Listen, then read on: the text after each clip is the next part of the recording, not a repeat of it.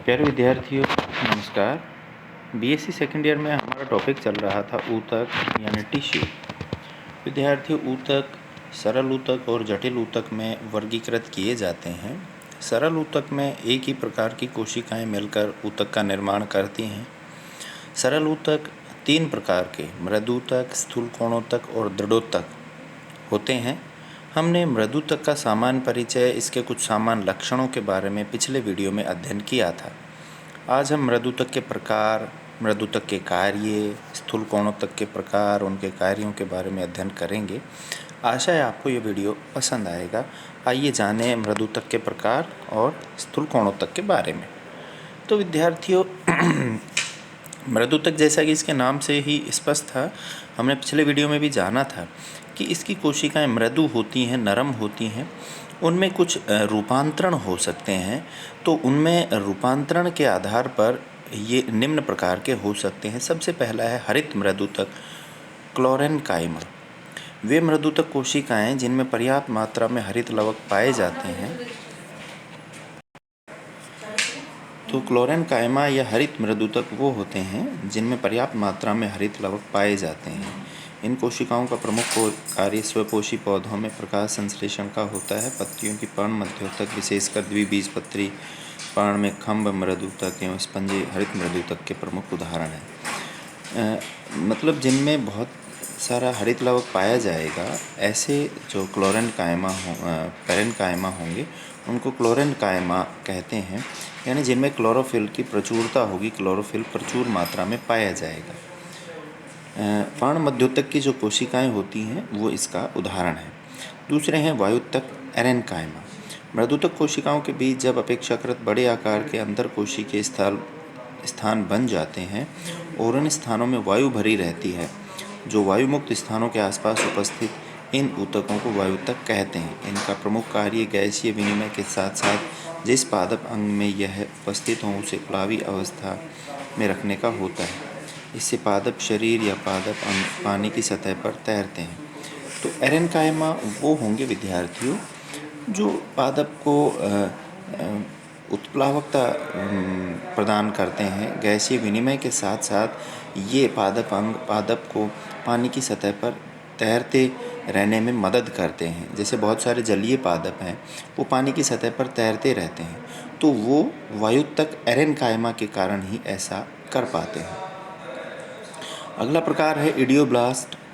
यह विशेष प्रकार की मृदूतक कोशिकाएं होती हैं जिनमें विभिन्न रासायनिक पदार्थ जैसे टैनिन, तेल, वसीय पदार्थ, कैल्शियम ऑक्सलेट के क्रिस्टल, रैफिड इत्यादि संचित रहते हैं।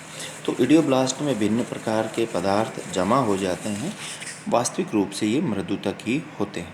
दीर्घ मृदूतक या प्रोसेनकाइमा। ये मृदूतक कोशिकाएं समव्यासी नहीं होती, अपितु सुदीर्घित एवं दोनों सिरों पर नुकीली या सक्रिय होती हैं। कुछ द्विबीजपत्रियों के परिरंभ में यह कोशिकाएं पाई जाती हैं।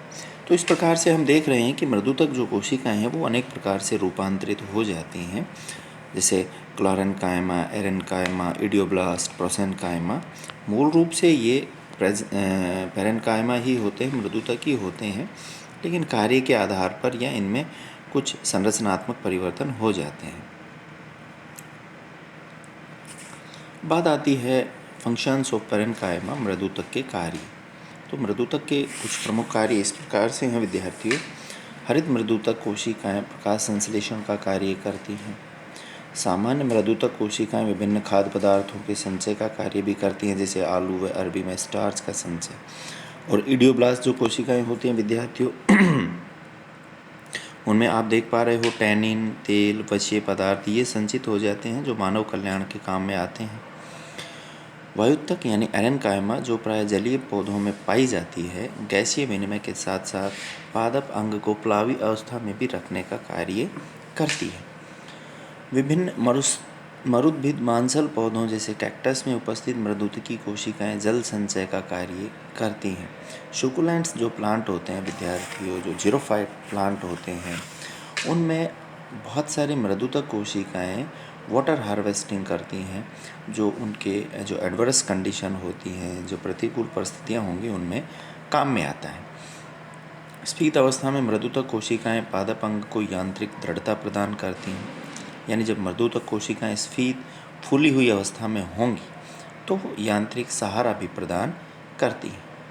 पादप शरीर के कट फट जाने या क्षतिग्रस्त हो जाने की अवस्था में घाव भरने का कार्य मृदुतक कोशिकाओं द्वारा ही किया जाता है। पादप में कोई कट लग जाता है या कोई घाव बन जाता है या पादप अंग क्षतिग्रस्त हो जाता है तो उस स्थिति में घाव को भरने का या क्षतिग्रस्त अंग को वापस से सही करने का कार्य मृदुतक यानी पैरेन्काइमा की कोशिकाएं करती हैं।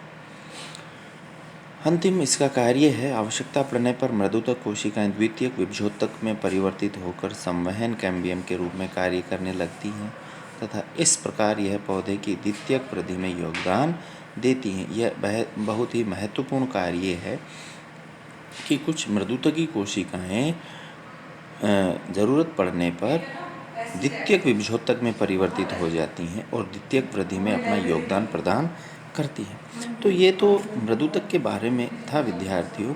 सरल ऊतक में ही दूसरे प्रकार का ऊतक है स्थूल कोणोत्तक या कोलेनकाइमा।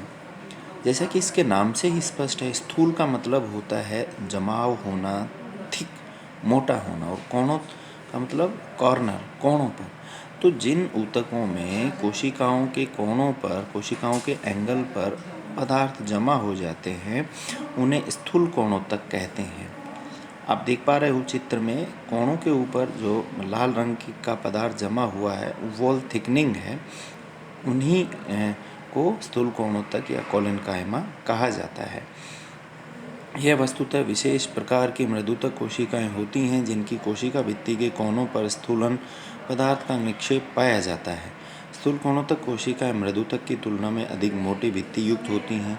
कोशिका भित्ति में सेलुलोज, हेमीसेलुलोज व पैक्टिन होता है लेकिन लिग्निन नहीं पाया जाता। यहाँ एक बात ध्यान देने योग्य है कि यहाँ सेलुलोज, हेमीसेलुलोज, पैक्टिन तो होगा लेकिन लिग्निन यहाँ एब्सेंट होता है। पैक्टिन के जलारागी हाइड्रोफिलिक गुण के कारण कोशिका भित्ति नमनशील तथा लचीली बनी रहती है। यहाँ कोशिका भित्ति की मोटाई असमान होती है। यह मोटाई कोणों पर, विशेष कर उन कोणों पर जहाँ 3-4 कोणों के मिलते हैं वहाँ अधिक होती है। तो आप देख पा रहे हो डायग्राम में कि जहाँ 2-3 कोने आपस में मिल रहे हैं वहाँ कोशिका भित्ति की मोटाई अधिक है। इसी कारण से इनको स्थूल कोणोत्तक या कोलेनकाइमा कहा जाता है। स्थूल कोणोत्तक यानी टाइप्स ऑफ कोलेनकाइमा। पैक्टिन तथा हेमीसेलुलोज के विभिन्न प्रकार के स्थूलन के अनुसार स्थूल कोणोत्तक 3 प्रकार के होते हैं। पहला है कोणीय स्थूल कोणोत्तक, एंगुलर कोलेनकाइमा। स्थूल कोणोत्तक कोशिकाओं में जब स्थूलन पदार्थ का जमाव कोशिकाओं के कोणों पर पाया जाता है तो उनको कोणीय स्थूल कोणोत्तक कहते हैं। जैसे टमाटर, धतूरा, इनमें ये पाया जाता है। रिक्तिकामय या नलिकावत स्थूल कोणोत्तक, इस प्रकार के स्थूल कोणोत्तक कोशिकाओं में सुस्पष्ट अंतराकोशिकीय स्थान पाए जाते हैं तथा स्थूलन पदार्थ का जमाव कोशिका भित्ति के उन भागों पर होता है जो कोशिका भित्ति के सम्मुख अंतराकोशिकीय स्थानों के सामने होते हैं। इसके उदाहरण हैं सेल्विया, हॉलीहोक या मालवा। स्तरित स्थूल कोणोत्तक, प्लेट और लैमिलर कोलेनकाइमा, यहाँ स्थूलन पदार्थ का जमाव स्पर्श रेखी कोशिका भित्तियों पर होता है तथा ये कोशिकाएं पट्टियों के समान व्यवस्थित होती हैं। रेफेनस जो मूली है ये इसका उदाहरण है। अब बात आती है कि स्थूल कोणोत्तक के कार्य क्या हैं। हम जानते हैं कि स्थूल कोणोत्तक कोणों के ऊपर जमा होने से बनता है, तो यह कोशिका भित्ति को एक प्रकार से लचीलापन, टेंसाइल स्ट्रेंथ प्रदान करता है ना। पहला है स्थूल कोणोत्तक पौधे के युवा भागों को लचकमयी दृढ़ता या तनन दृढ़ता, टेंसाइल स्ट्रेंथ प्रदान करते हैं। इस प्रकार यह शाखाओं को हवा के झोंकों से टूटने से बचाते हैं।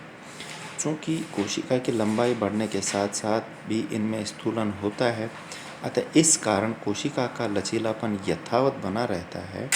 वृद्धि में भी किसी प्रकार की बाधा इनके स्थूलन से उत्पन्न नहीं होती है। अगला है, चूँकि यह जीवित कोशिकाएं हैं अतः कुछ स्थूल कोणोत्तक कोशिकाओं में हरित लवक भी उत्पन्न हो जाते हैं जिससे यह प्रकाश संश्लेषण के द्वारा भोजन निर्माण में भी सहायक होती हैं। यानी ये जीवित कोशिकाएं हैं और प्रकाश संश्लेषण भी करती हैं।